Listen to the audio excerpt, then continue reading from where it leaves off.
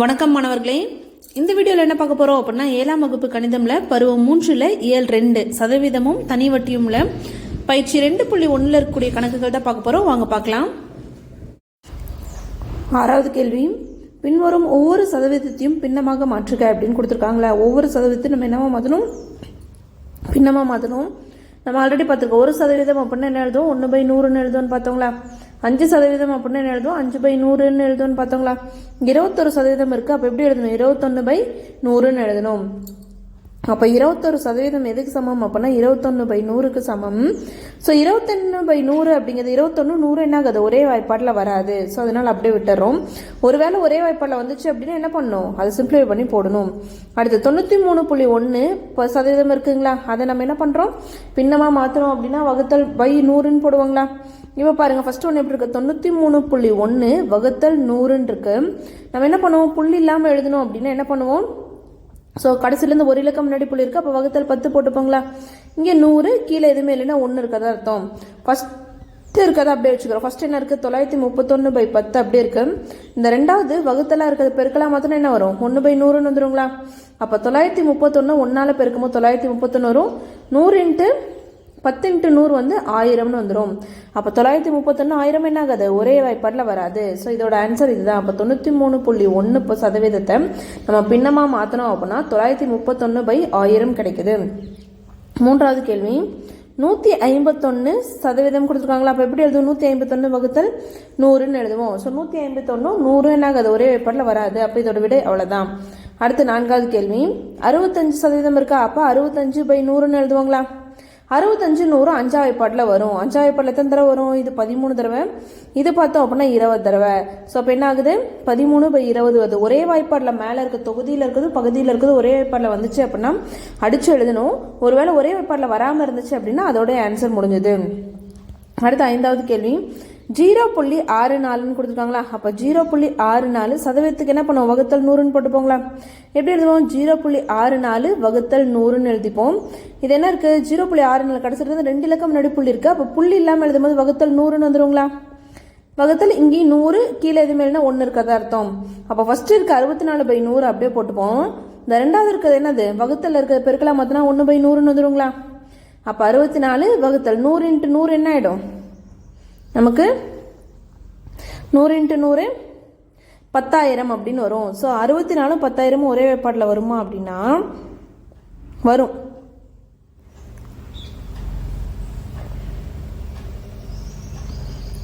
ரெண்டாவது வாய்ப்பாட்டில் இது 3 தடவை, இது 2 தடவை. இது பார்த்தோம் அப்படின்னா 10 வந்து 2 தடவை, 3 0 அப்படியே வந்துருங்களா. மறுபடியும் 2ஆவது வாய்ப்பாட்டில் இது 1 தடவை, 12 வந்து 6 தடவை வரும். ஸோ இதுவும் பார்த்தோம் அப்படின்னா நமக்கு என்ன கிடைக்கும்,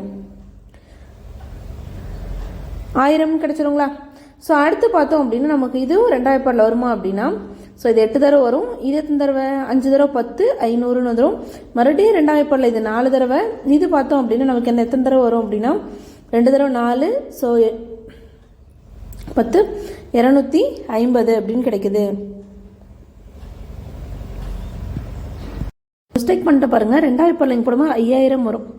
5000 வரும். அடுத்து இங்கே பார்த்தோம் அப்படின்னா 2 தடவை 2500ன்னு வந்துடும். இங்கே 2500ன்னு வரும்.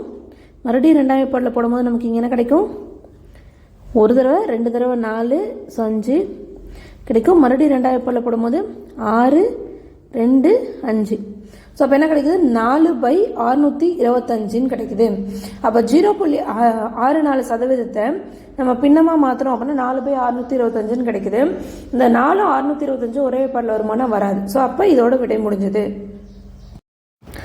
7வது கேள்வி, இனியன் 5 டசன் முட்டைகளை வாங்கினார். அதில் 10 முட்டைகள் கெட்டுவிட்டால் நல்ல முட்டைகளின் சதவீதத்தை காண்கன்னு கேட்குறாங்களா.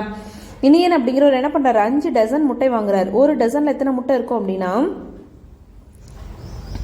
நமக்கு 12 முட்டை இருக்கும். ஒரு டசன் அப்படின்னா என்னது, 12. அப்போது 5 டசன் முட்டை, 5 டசன் முட்டைகள் வாங்கினாருங்களா. ஸோ 5 டசன் முட்டைகள் வாங்கினார் அப்படின்னா 5 × 12 என்ன, 60. அப்போ 60 முட்டைகள் இருக்குது. மொத்தமாக எத்தனை முட்டைகள், 60 முட்டைகள். புரியுதா, ஒரு டசன் அப்படின்னா 12 முட்டை இருக்கும். அவர் 5 டசன் வாங்குறாரு. அப்போ 5 × 12 எவ்வளோ, 60 முட்டைகள் இருக்கு. அதில் 10 முட்டைகள் கெட்டுவிட்டால், எத்தனை முட்டைகள் கெட்டுருச்சு, 10 முட்டைகள் கெட்டுவிட்டால் நல்ல முட்டைகளின் சதவீதத்தை காண்கன்னு கேட்டிருக்காங்களா. அப்போ கெட்ட முட்டைகளின் எண்ணிக்கை என்னது? கெட்ட முட்டைகளின் எண்ணிக்கை நமக்கு தெரியணும். எத்தனை அப்படின்னா 10. அடுத்து நல்ல முட்டைகளின் எண்ணிக்கை இதில் தானே கண்டுபிடிக்க முடியும். ஸோ மொத்த முட்டைகள் 60ன்னு தெரியும், அதில் கெட்டு போனது 10ன்னு தெரியும். அப்போ 60ல் 10 போயிடுச்சு அப்படின்னா நல்ல முட்டைகள் எத்தனை இருக்கும்? 50 இருக்கும். அப்போ நல்ல முட்டைகளின் எண்ணிக்கை ஈக்குவல் டு 50ன்னு வந்துடும். சதவீதமாக மாற்றினா பின்னம் தெரியணுங்களா? அப்போ பின்னம் இதோட சதவீதம் கண்டுபிடிக்க சொல்கிறாங்க. நல்ல முட்டைகள் அப்படின்ட்டாங்க. அப்போ நல்ல முட்டைகள் என்ன? 50, மொத்த முட்டைகள் 60. அப்போ 50/60ன்னு வந்துடுங்களா? அப்போ நல்ல முட்டைகளின் சதவீதம். இப்போ என்ன கேட்குறாங்க? நல்ல முட்டைகளின் சதவீதம் கேட்டிருக்காங்களா? அப்போ நல்ல முட்டைகளின் சதவீதம் ஈக்குவல் டு என்ன வரும்? 50/60 பெருக்கல் 100% பெருக்குவாங்களா? ஸோ இப்போ பார்த்தோம் அப்படின்னா ரெண்டாவது பாட்டில் இது பார்த்தோம் அப்படின்னா எத்தனை தடவை வரும்? 30 தடவை வரும். ஸோ இது பார்த்தோம் அப்படின்னா எத்தனை தடவை நமக்கு வரும்? 50 தடவை வரும். அப்போ இங்கே இருக்க ஒரு பூஜ்ஜியமே இங்கே இருக்க ஒரு பூஜ்ஜியமே என்ன ஆகிடும்? கேன்சல் ஆகிடும். மீதி என்ன இருக்கும்? 50 பெருக்கல் 5/3% இருக்குங்களா? ஸோ அப்போ 50 பெருக்கல் 5 என்னது அப்படின்னா 250 வகுத்தல் 3% வருங்களா?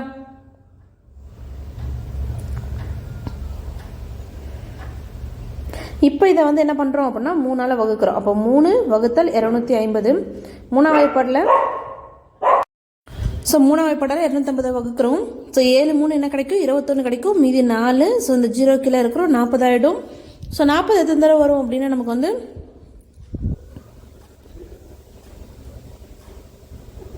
சாரி 8 3 24 வரும். மீதி 1 இந்த 0 கீழே இருக்கிறோம். ஸோ 10 எத்தனை தடவை வரும் அப்படின்னா 3 தடவை நமக்கு 9 வந்துடும். மீதி 1 வந்துருங்களா? ஸோ புள்ளி வச்சு மறுபடியும் என்ன பண்ணுறோம்? ஒரு 0 போடுறோம். அப்போ மறுபடியும் 3 தடவை என்ன ஆகுது? 9 வருது. மறுபடியும் மீதி 1 புள்ளி வச்சதுனால ஒரு 0 போடுறோம். மறுபடியும் 3 3ன்னு போயிட்டே இருக்குங்களா? ஸோ அப்போ 83.33% அப்படின்னு போய்கிட்டே இருக்கு. இதோட விட என்ன அப்படின்னா 83.33%. அடுத்த 8வது கேள்வி. ஒரு தேர்தலில் வேட்பாளர் ஒருவர் பெற்ற வாக்குகளின் சதவீதம் 48% அப்படின்னு கொடுத்துருக்காங்களா? அவர் பெற்ற வாக்குகளை குறிக்கும் பின்னம் எது அப்படின்னு கொடுத்துட்டாங்க. அவர் பெற்ற சதவீதம் எவ்வளோங்களா? 48% கொடுத்துட்டாங்க. அப்போ சதவீதத்திலேருந்து பின்னமாக மாற்றணும் என்ன பண்ணுவோம்? 48 வகுத்தல் 100 போடுவாங்களா? இப்போ 48 100 ஒரே வாய்ப்பாடில் வருமானா? ரெண்டாவது வாய்ப்பாடில் வரும். ஸோ பார்த்தீங்க அப்படின்னா 2 தடவை வரும். 8 வந்து 4 தடவை வருங்களா? 100 எத்தனை டைம் வரும் அப்படின்னா 50 தடவை வரும். அடுத்து 24 50 ஒரே வாய்ப்பாடில் வருமானா? அதே ரெண்டாவது வாய்ப்பாடில் வரும். இது 12 தடவை. இது வந்து எத்தனை தடவை அப்படின்னா 25 தடவை வரும். அப்போ மீதி என்ன இருக்கு? 12/25 அப்படின்னு இருக்குங்களா? அப்போ நம்ம கேள்வியில் என்ன கேட்டுறாங்க? வேட்பாளர்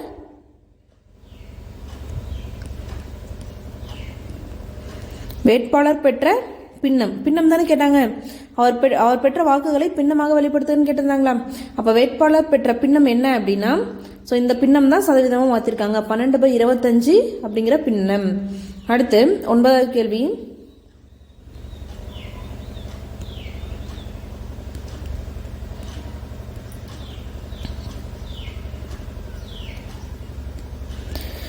ரஞ்சித்தின் மாத வருமானம் ரூபாய் 7500. ரஞ்சித்தோட மாத வருமானம் என்னவாங்களா?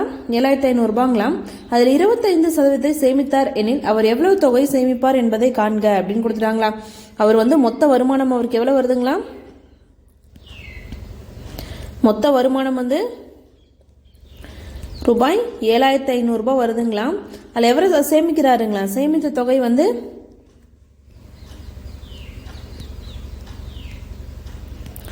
சேமித்த தொகை வந்து எவ்வளோ நமக்கு? 25%.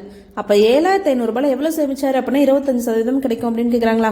அப்போ 25% பெருக்கல் 7500ன்னு எழுதுவோம். அப்போ 7500ல் 25% அப்படிங்கிறது என்னன்னு கண்டுபிடிக்க என்ன பண்ணுவோம்? பெருக்கல் எழுதுவாங்களா? ஸோ சதவீதத்தை எப்படி எழுதுவோம்? 25 வகுத்தல் 100ன்னு எழுதுவாங்களா? இன்ட்டு 7500ன்னு வரும். இங்கே பார்த்தோம் அப்படின்னா இங்கே 2 0 இருக்குது, இங்கே 2 0 இருக்குது. அடிச்சுட்றோம். அப்போ 25 பெருக்கல் 75ன்னு கிடைக்கும். 25 பெருக்கல் 75. அப்போ 25 பெருக்கிறோம். 5 5 25 மீதி 2. I 7 35 + 2 37ன்னு வந்துருங்களா?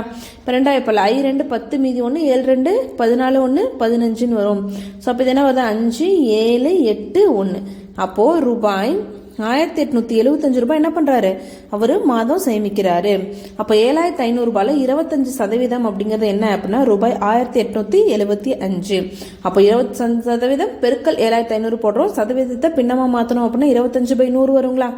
போட்டு இதை பெருக்கணும் அப்படின்னா அவர் மாசம் 1875 ரூபாய் என்ன பண்றாரு, சேமிக்கிறாரு. இந்த வீடியோல உங்களுக்கு ஏதாவது டவுட் இருந்துச்சு அப்படின்னா கமெண்ட்ல கேளுங்க. தேங்க்ஸ் ஃபார் வாட்சிங்.